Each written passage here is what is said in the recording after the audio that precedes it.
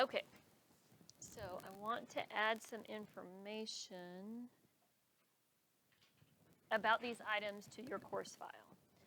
So on 213, you're focusing on the first part that talks about the look and listen, and it takes you to those other files in order to diagnose your patients.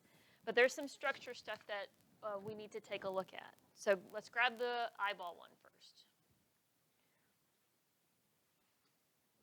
All right, so when I taped this into my notebook, I taped it in so that I could put information underneath. So the first thing I want to do is I want to go ahead and label some of the more common structures. When we get to HBS, we're going to come back at this and we're going to look at it in a little bit more detail, but there are a few things that we do need to know for now. So,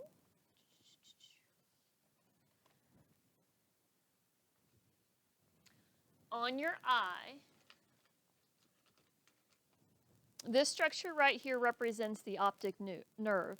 That's where all of the little rods and cones, where all of those little neurons, they come together at one particular spot on the back of your eye and come out the back of your eye, and then it takes the information to your brain.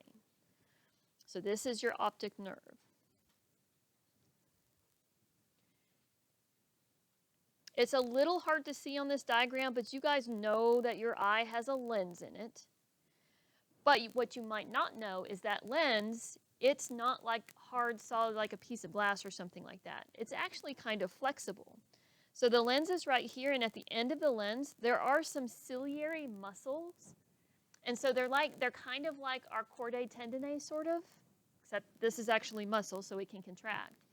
And so that muscle can contract or relax, and so that can change the shape of your lens. So whenever you focus on something near, so like you hold up your thumb and you can focus on your thumb and it's in focus, and then you focus on something far away, well, that change between near and far away, what's happening is those little muscles are adjusting the shape of your lens so that you can focus on near or far away. You probably already know that the cornea is an outer protective layer, and I just drew in my cornea on here because it's really not easy to see on that diagram.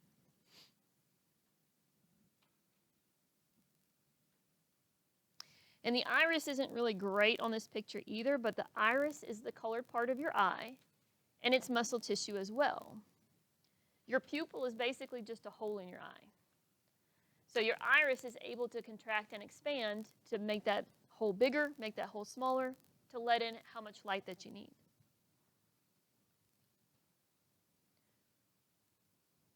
So in this diagram, we have 3 layers, and I don't particularly care for how they did the coloring on it because the sclera is the white of your eye, but it's the outermost. It's really a tough protective covering of your eye. That's fine, connective tissue.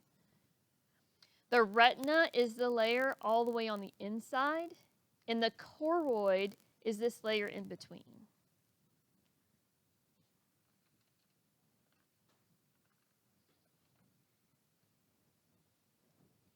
Does anybody remember the name of the tool that we use to take blood pressure?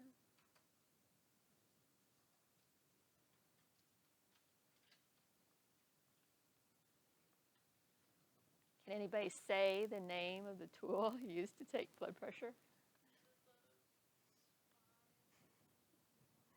Got a guess? Pardon? Say again. Sphygmomanometer. Sphygmomanometer. So a sphygmomanometer is the blood pressure cuff. It's the tool that you use to take blood pressure. You should know the tool used to take blood pressure.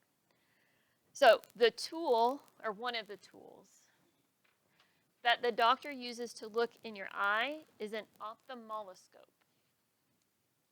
The tool that a doctor can use to look in your eye is the ophthalmoscope. Sphygmomanometer, blood pressure. Ophthalmoscope, to look in your eye. Thermometer, take temperature.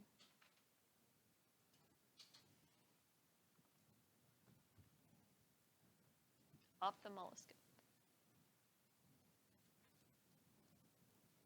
All right, so we labeled our diagram. Now let's take a look at the functions of some of those structures. So you know the cornea, clear, protective, covering.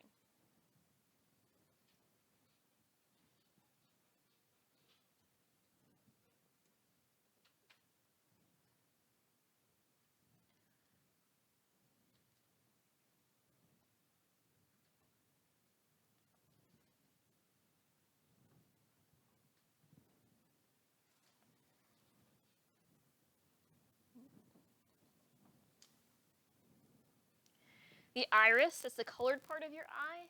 It's a muscle, and it will contract and relax in order to control the amount of light that goes through your pupil, through the hole in the eye.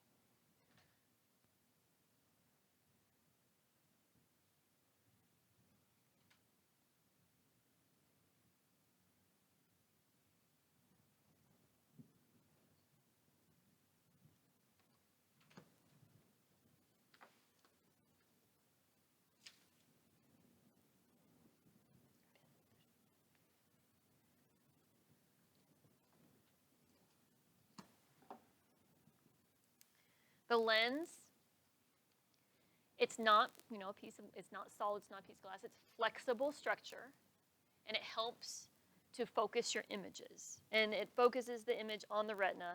And we will actually talk about that a little bit more in HBS. We actually do some eye tests.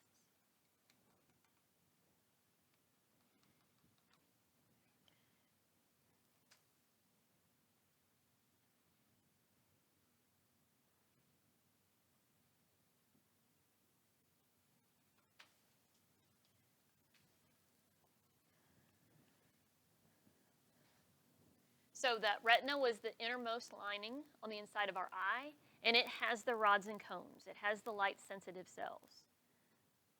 Those cells are essentially nerve cells. They're neurons.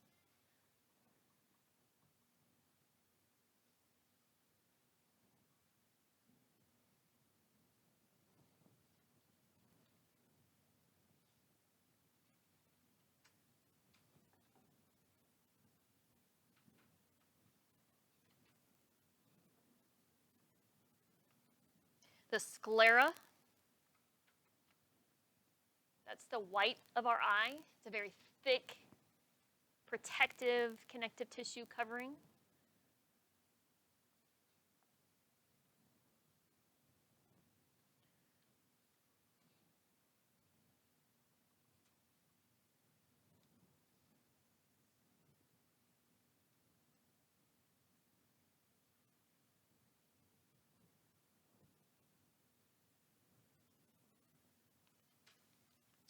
The optic nerve is that bundle of nerves that carry information out the back side of your eye and take it up to your brain for processing.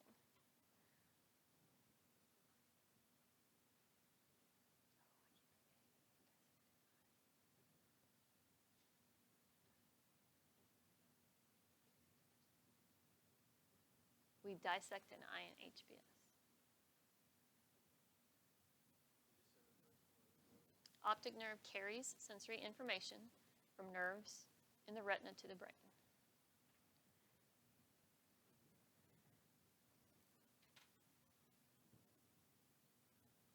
And the ciliary muscle.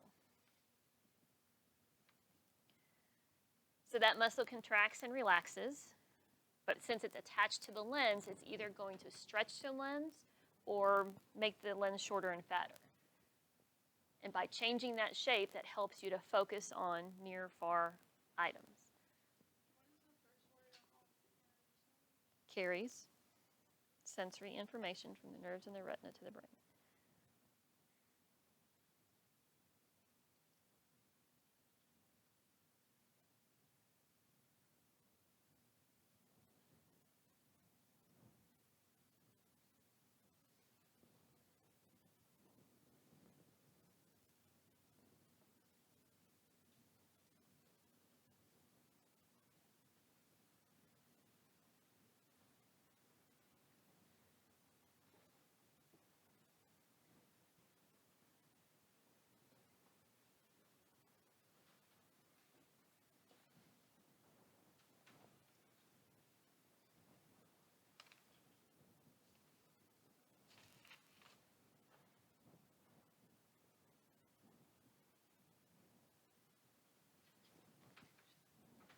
All right, so on your picture of the ear, it's got your structures labeled on there, and we're going to talk about the function of a few of them.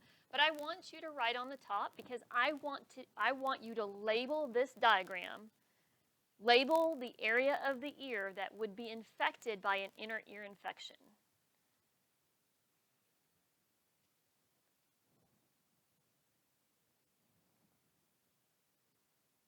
because that would be part of the label as necessary on the next course file check.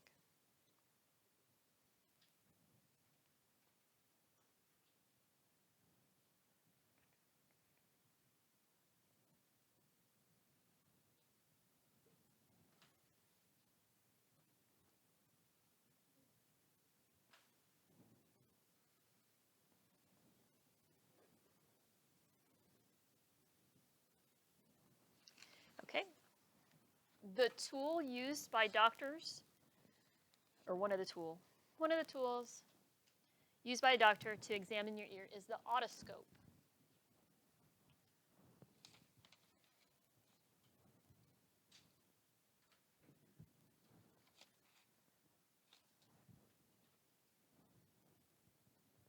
Otoscope. Ophthalmoscope to observe the eye. Sphygmomanometer to measure blood pressure.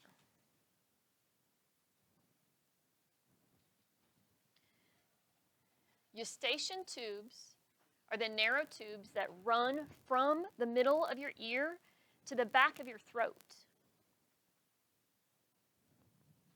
Eustachian tubes run from the middle of your ear to the back of your throat. Eustachian tubes are narrow tubes that run from each middle ear to high in the back of the throat behind the nasal passages.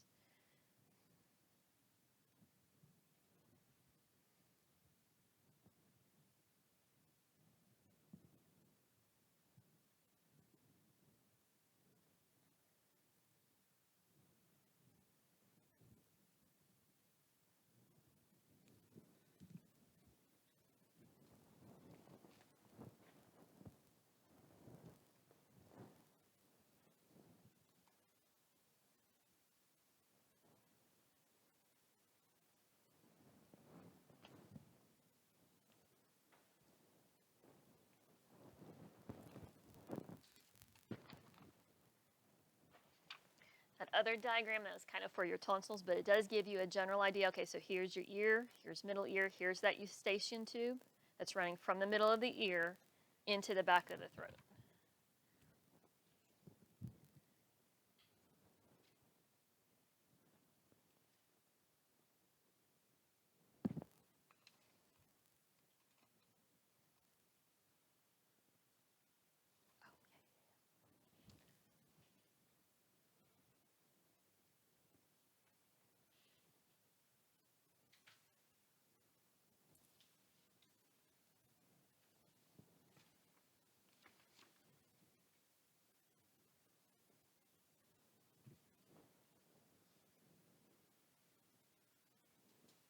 So the throat side of the eustachian tube is actually pretty cool right there, because it is where it's able to kind of manipulate to open and close in order to regulate air pressure. So if you've ever gone in an airplane and felt that pop, and it helps to drain stuff from your middle ear. Like everything drains into your throat from your head. Eyes, nasal passages, mouth.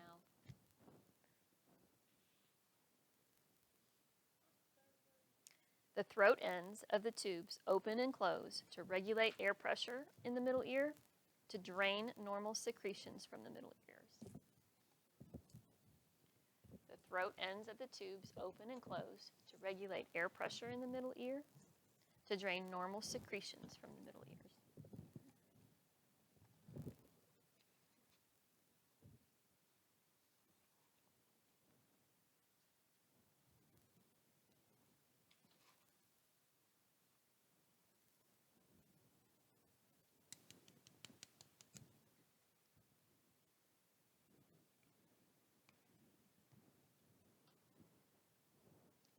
Throat ends of the tubes open and close to regulate air pressure in the middle ear and drain normal secretions from the middle ear.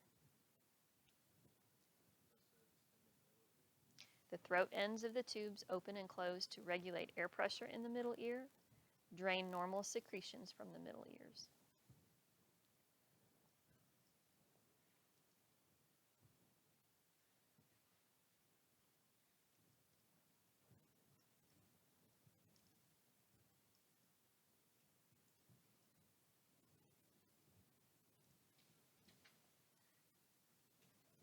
if you've ever had your tonsils and maybe adenoids taken out, usually the reason why they take out that tissue is because if you get infections a whole lot, that swells up, and look how close that is to the eustachian tube.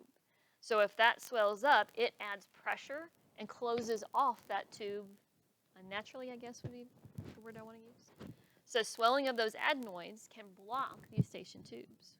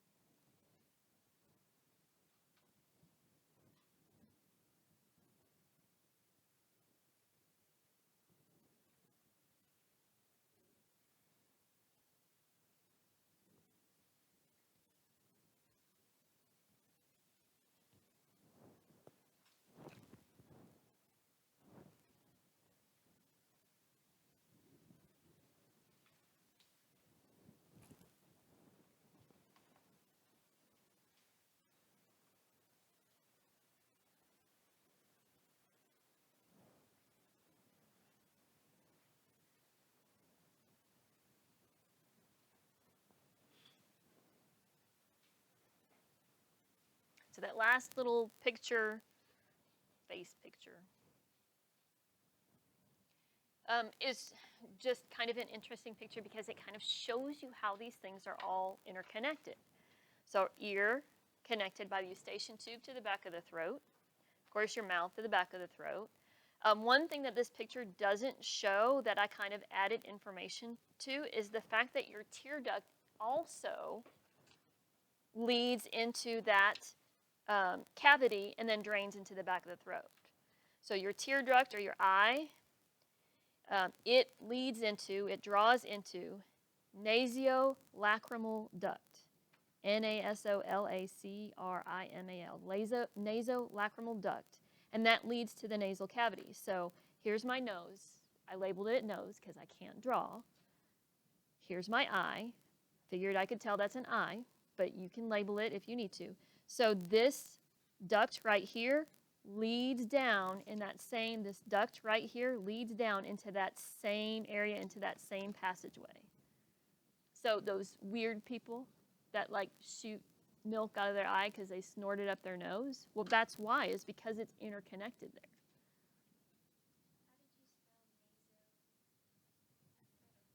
Naso, like nasal, N-A-S-O. Lacrimal, L-A-C-R-I-M-A-L. Tear duct, the eye, it drains into the nasolacrimal duct, which leads to the nasal cavity.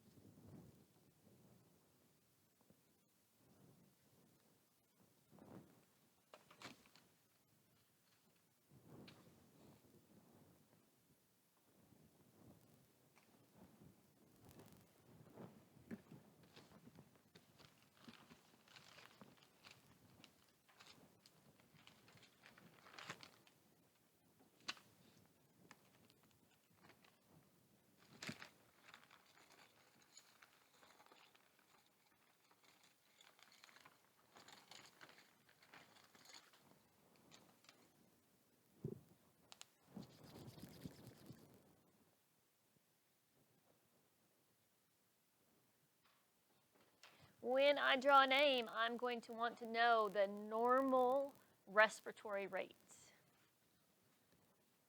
When I draw a name, I'm going to want to know the normal values for respiratory rates. And you know how I feel about the word normal.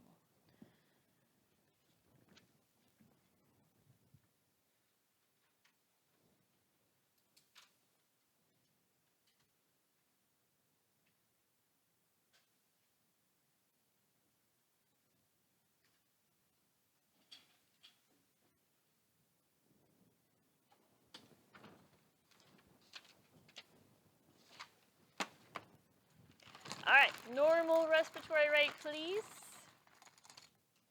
Naraya.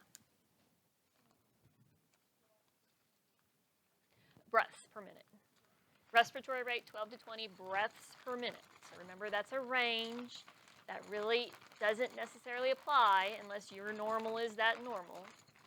What about blood oxygen level? What about your pulse ox, your blood oxygen level? Severin? And that is pretty much, I mean, we really don't want to go below 95%. So everybody should fall between that range of 95 to 95% oxygen. What about temperature? Normal range for temperature. Dixie? That's the accepted temperature. And what's the normal range? Help us out. What's the normal range? 97.8 to 99 is the normal range. 98.6 is the temperature given as body temperature. What about heart rates? What is the normal heart rate range, Logan? Actually, yes, that's actually the number that's given for it. But we said that anywhere between 60 and 100 is a pretty acceptable range for a heart rate. So that's pretty good. And it depends, once again, on your normal. All of these things depends on what your normal is. So I'm not worried about it unless the situation is immediate or has been a sudden change. So what term would indicate that your change in any of these readings are immediate or sudden? What term would be associated if your readings had an immediate or sudden change? Natalia? Of the 3 words that we added to our notes yesterday, I think I sent you a picture. Did you add that in there? Or who did I send a picture to? No, I sent it to Braxton. Immediate or sudden change. All right, somebody help us out. Acute, immediate, sudden. I actually had a couple other things I wanted to add to that, and I can't remember what I wanted to add to that. Blood pressure, normal blood pressure. Give me a normal blood pressure reading, please. Normal blood pressure reading. Tammany.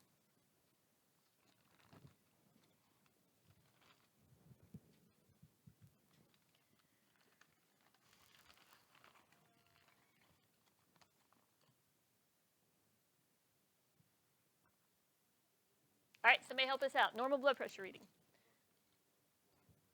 Okay, so 120 over 80, and anything less than that is pretty good. Well, you know, we can actually get too much less than that, but less than 120 over 80. So 120 over 80 is kind of accepted as being a normal blood pressure. So when we say 120 over 80, 120 is a systolic pressure, 80 is a diastolic pressure. Systolic, that's your high pressure reading. When you look at the picture of this sphygmomanometer, it shows that what you're doing when you're finding blood pressure and you're pumping that cuff up until your partner says stop, you are closing off those arteries. You are smushing them closed. So no blood's going through there. Then as the pressure slowly starts to decrease, it opens up that artery, and then that first sound that we hear, the systolic sound, that's the first time that we hear, or you might have felt probably, a beat, a pulse in that artery. So that's your high pressure reading. That's how open that artery has to be in order to have that blood make a pulse, in order to have that blood flow through that artery. Then it keeps relaxing, keeps relaxing, keeps relaxing, and then the last number is your diastolic. That's your low pressure reading. That's the point when the last beat is heard if we're doing it with a stethoscope, or you might have felt it. Then after it continues, then you don't feel that pulse anymore.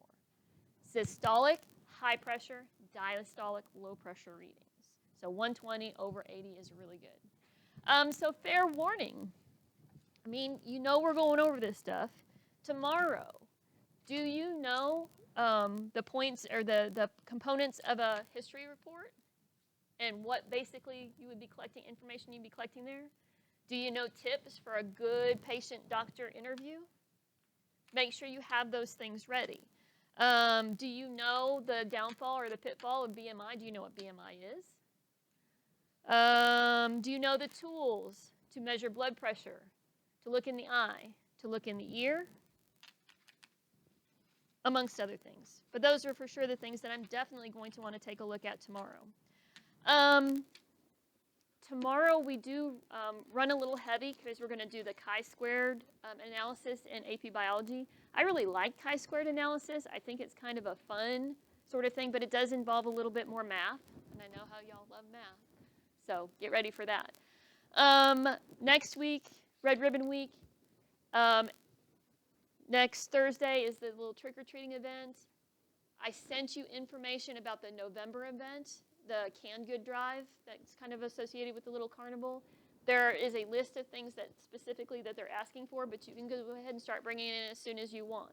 But make sure you get the stuff from the list because it goes to shared blessings, and that's what they put in their little basket giveaway so that they're all the same. Veterans Day information I also sent you. I think it's on that same email. Information about there was a link that was sent out. If you've got anybody in your family that you want to recognize, they usually put a little video or something together, then make sure you get that information by tomorrow. I went ahead and opened up the PBS 212 conclusion questions because y'all ran through that pretty good, so I hope you got the information that you needed from there. But we'll find out in our end of class reviews if you got what you needed. So there are 2 conclusion questions. They're due by the end of the day on the 27th. The AP Biology test is the next day, the 28th. Information about what's covered on there is on that assignment. So before that day, if you look and see, well, I don't know how to do this, or I have trouble doing this, you need to come and talk to me or send me a message or something before that time. And we already know about the rest of those things. Questions? All right, wrap it up. Head to math, and I will see you guys tomorrow.